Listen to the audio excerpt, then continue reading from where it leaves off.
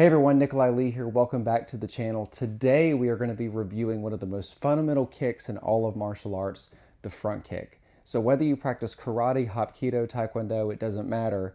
The front kick is absolutely essential, and today we are going to break it down step by step.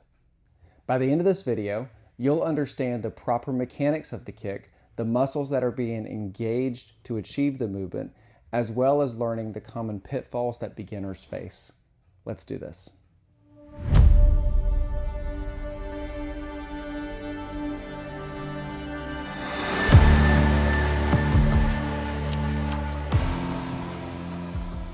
So the first thing we have to establish is the stance that we will be kicking from. This is called a fighting stance. Now, several different arts use this same stance, and they may call it different names, but it's relatively the same thing. I'm gonna take one leg, I'm gonna put it forward. The other leg, I'm gonna put it back. We'll call the leg in the front our lead leg, the leg in the back our rear leg. I want to be relaxed. My knees are slightly bent and I'm on the balls of my feet. This allows me to move easily. What you don't want is we don't want this nice traditional deep front stance. My legs are way too far apart and I'm not going to be able to move very easily. So I want to go about shoulder width apart for this one. Our fists are going to be up and they're going to be protecting our face because we don't want to get kicked in the head. It's kind of a good rule for life. Now also notice my posture. My spine is upright. I'm not hunched forward. I'm not extended back. I'm upright. My core is also engaged. It's tight and it's ready to go with my chin slightly tucked. I don't want to be in a fighting position like this. That's just asking to be kicked in the chin. So I want to be here, engaged core, straight back, chin slightly tucked, ready to go.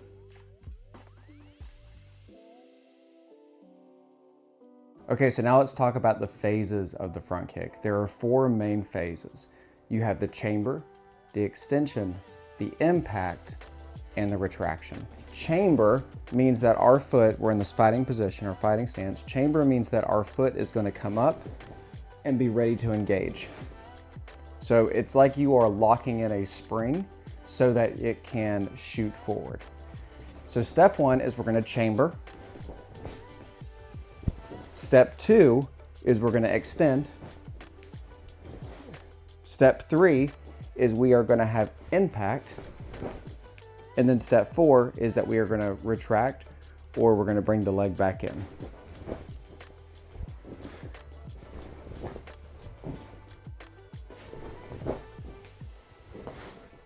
At the end of the kick, I always recommend putting it down where it came from and not falling forward. The problem with falling forward is it allows you to be hit by an incoming target. So if I put my leg up and I'm here, that means that something is coming towards me now. Sometimes there is a time and a place for that, but for now, I recommend putting it back. Also, we want to make sure that we have a proper foot position. So the foot position for a front kick. If you take your foot, you put it down on the ground and you lift the heel up. Those toes should be pulled back. That is a proper front kick position. So we should be hitting with the ball of our foot. So we want to make sure that we have a proper front kick position so that you don't accidentally hit those toes. It is highly important that this leg is underneath you whenever you go to kick. Your lead leg needs to be underneath you, or a leg needs to be underneath you. If we are doing a rear leg front kick, this leg, the lead leg, needs to be underneath me. If I don't have it underneath me, I'm falling backwards, or if it ends up behind me, I fall forward. In order for me to maintain balance, that lead leg has to be underneath me. So I recommend coming up to the leg. There is a time and a place for bringing it in, but for now, I recommend coming up to it. So we're in this position.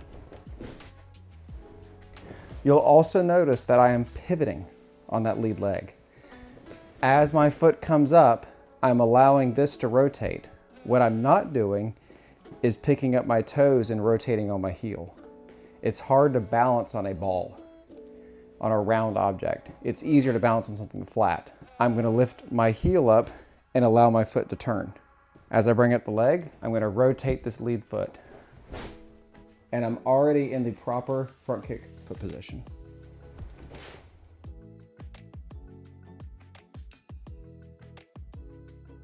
So the front kick requires engagement of many different muscle groups.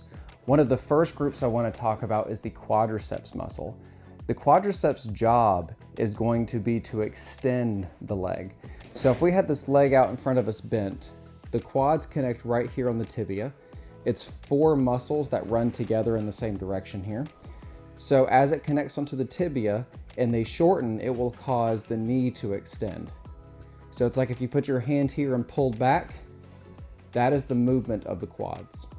We also have hamstrings being engaged, and the job of the hamstrings is to often slow down a human body.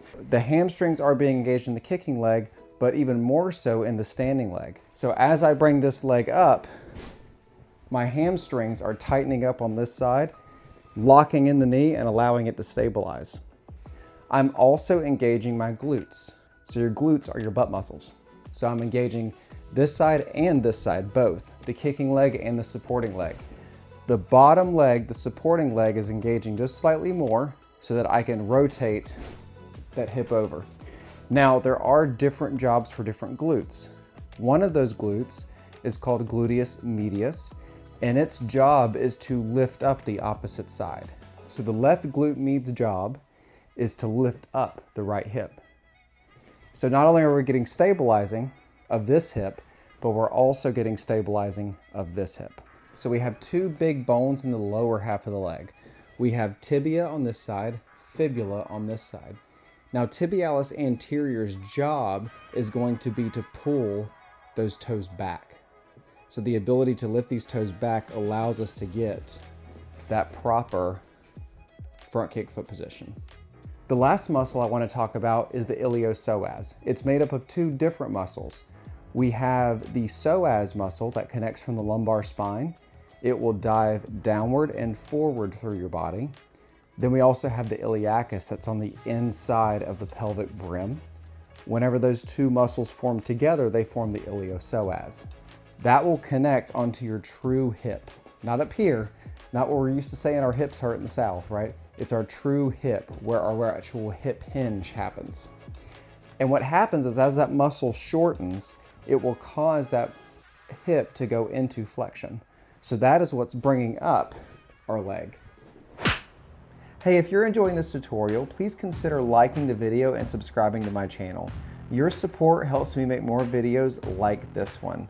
If you would like to take that support a step further, please consider checking out my Patreon page for exclusive martial arts content.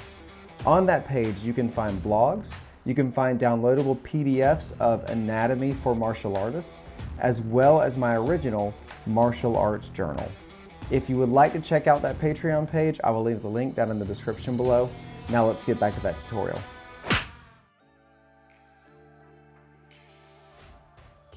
So let's talk about some common mistakes that I see with the front kick. The first mistake is not pulling back the toes. So make sure your toes are pulled back so that you can connect with the ball of the foot. If we don't pull those toes back, you end up kicking with the toes. And that's a very, very easy way to hurt yourself. Another common issue that I see is that the standing leg is not underneath the person throwing the kick. So if we go to kick with our rear leg and this foot is way out here in the front, I have no stabilization. So I have nothing underneath me. It's very, very important that whenever you go to kick, this leg is standing underneath you. Another common problem that I see is lack of hip drive. So it is not enough just to be able to throw the leg up in the air and put it down. You have no force, you have no direction that is given. So you need to drive the hip forward. Actually allow a pop to happen, an extension to happen. Now, some arts will teach us as a snap kick. As a physician, I actually disagree with the title because snap requires that it goes out and in very, very quickly. The problem with that is it's very, very hard on your knee. It causes forceful extension of the knee. You also get no thrust. So yes, you could pop somebody's chin, absolutely. I'm not disregarding that at all. But without the thrust, you don't get any extension. And there you have it. You now have everything you need to build a strong and technical front kick. This is a technique that you're going to use throughout your martial arts career, so I highly recommend you take the time and build a strong foundation now. Please don't forget to like, subscribe, and consider checking out my Patreon page. Also, if there is a technique that you would like me to cover in a future video, please consider commenting below. All right, guys, well, that's it. Get out there and train. See you on the mat.